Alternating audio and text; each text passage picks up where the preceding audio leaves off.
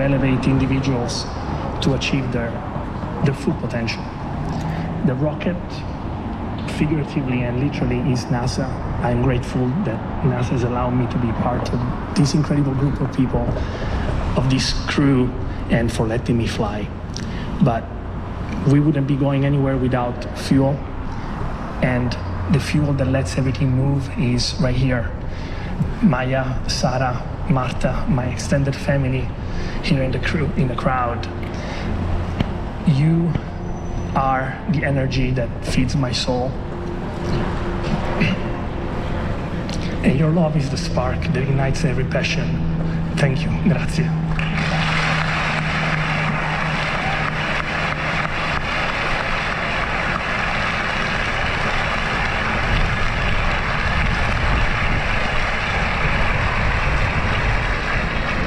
I'll echo the amazing words of my colleagues. Wow.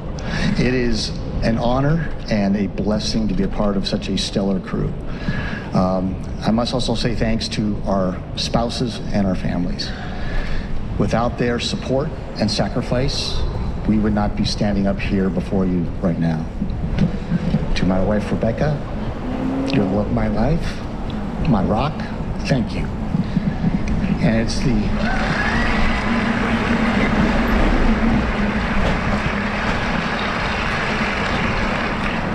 It is their support of our families that's going to carry forward from today when we start training very soon. Carry us all the way to when we launch off Earth until we are returned to them safely after splashdown back here on planet Earth. I would also like to thank the Astronaut Office leadership, Flight Operations Director, and the NASA Johnson Space Center leadership for the opportunity to represent the astronaut corps and every single person in NASA, ESA, our industry partners, our international partners, whose blood, sweat, and tears, okay, hopefully not blood, and very few tears, but their collective effort will lift all of us up on that SLS rocket when we hit launch day and carry us through the mission. We'd also like to thank NASA leadership and our ESA leadership for the opportunity to represent all of humanity from this spaceship Earth that we will carry forward into the Artemis, as we execute this Artemis mission, extending human spaceflight into the future and exploring the cosmos. Now, spaceflight is hard, and that's why the most important Artemis mission will always be the next Artemis mission, where we are doing flight tests on every single flight, incrementally determining the flight envelope, expanding it, proving out capabilities, and making the operational procedures that we have more and more precise. Because every single mission we will do after this will be more challenging and more complex. We are certainly humbled as a crew to be able to be your crew that executes this Artemis 3 mission in space, being that unifying link between the phenomenal Artemis 2 mission we just had 2 months ago and the Artemis 4 mission that will follow ours, where we will again be the first to land humans on another celestial body. That celestial body being our neighbor in the sky at night, the moon. Thank you.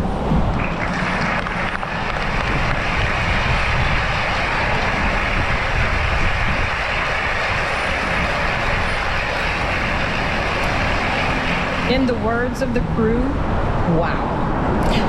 That was truly special. Thank you, Artemis 3 crew. Hearing from each of you has inspired everyone supporting this mission across the globe. We're all in. This mission is going to captivate the world and bring us Earth joy. Let's look ahead at what's in store for Artemis 3.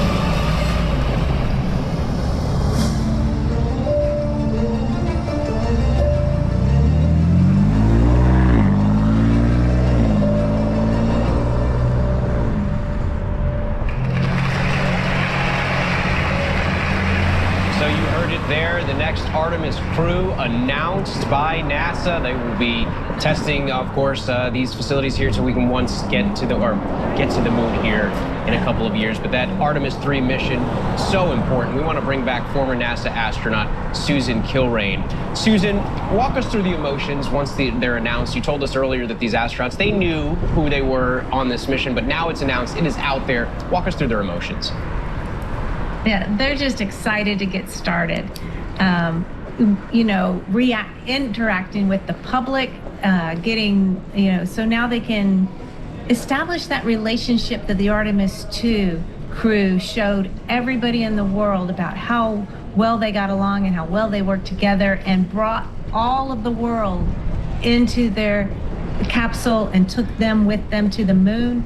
And I think we're going to see a lot of the same type of interaction with the Artemis 3 crew.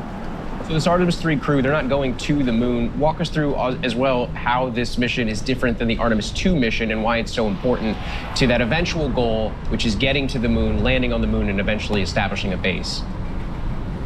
The Artemis 3 mission is going to be doing a lot of very critical testing that doesn't need to be done at the moon, even though it will eventually go to the moon. This is the rendezvous procedures between the Artemis crew and their capsule and the Orion capsule, and then they're going to dock with the two different landers, the one from the SpaceX and one from Blue Origin, and they're going to test out some systems in those landers and then undock from them and maneuver around them. And this can all be done in the, I say, relative safety of Earth orbit rather than going all the way to the moon to do these tests. So it's an exciting day for NASA and space exploration. Tell us, what happens between now and that Artemis 3 mission for these astronauts?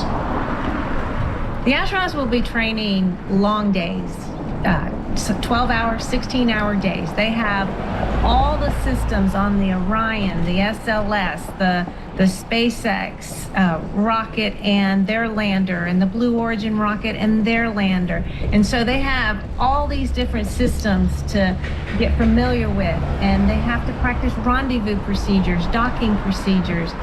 And you see the crew up there, they haven't flown together necessarily. In fact, I don't think they have ever flown together. One has never flown in space before, so this will be his first space flight. And so he'll be just all about going into space also. So, I mean, there is a lot of things to learn between now and the time they actually launch. A lot of preparation, but tons of excitement as well. Susan Kilrain, thank you. Thank you. Coming up here on ABC News Live, a grim new milestone in the fight against Ebola, while the World Health Organization still says the risk to the public is low. Plus, grounded. How authorities discovered an airline pilot was flying without a license. Also ahead, magic mushrooms as medicine, the promising psychedelic treatment for people suffering from brain injuries. Large one-topping pizzas are still $7.99 when you carry out a Domino's. And that is all. When a truck hit my car, the insurance company wasn't fair. I didn't know what my case was worth, so I called the Barnes firm. I'm Rich Barnes. It's hard for people to know how much their accident case is worth. Let our injury attorneys help you get the best result possible. For the ones working to make every day a little sweeter, there's Granger, for the ones who get it done. For all the visitors at the door, hey, what you doing? Jumping in to save the day, a baby on the move, and the guy who just can't stay. The fire that's getting closer. That break-in prevented. Whatever it is, when you have Ring, you can be sure that it's protected. Protect your home today at Ring.com.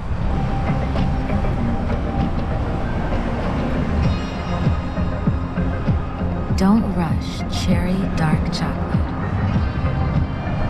Take your sweet time. That's Dawes.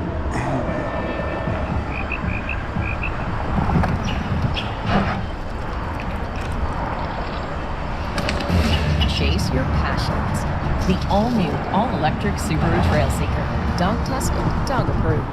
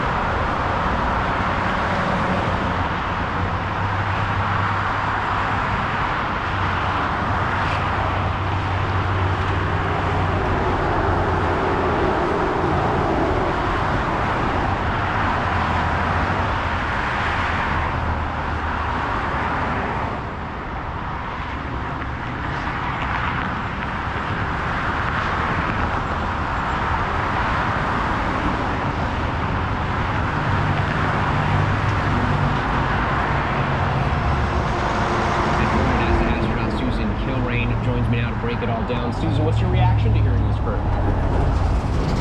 You know, it's a great crew. I like that they put in a first-time flyer, and there's some experience there. Lots of different military services recommended, but as I predicted, there are 2 test pilots on board, the commander, Randy, and then also Luca from the Italian Air Force. And so you got the 2 test pilots and the 2 mission specialists. I think one of the happier guys in the crowd might be Bob Hines, because he's backup, and typically backup goes on to fly in the next flight. So that's kind of exciting. We'll see if that holds true. You can point out that there are no women in the crew, and I've already seen a lot of backlash about that on social media. But, you know, NASA doesn't pick people specifically to make a diverse crew. They try to pick crew members that are best fit for the job and also that work well together. And I think that we can only assume from their selection that there will definitely be a woman on Artemis 4, because they've always said they're taking the first woman to the moon. So I don't feel slighted by the absence of a woman, and I think everyone they picked is perfect for the job. Susan, are these astronauts now technically out of the running to be picked for the actual moon landings? And if so, do you think there's some sort of measure of, I don't know, disappointment for them today because they won't be going to the moon? There's the million-dollar question. Typically, you would not see somebody flying Artemis 4 who flew on Artemis 3.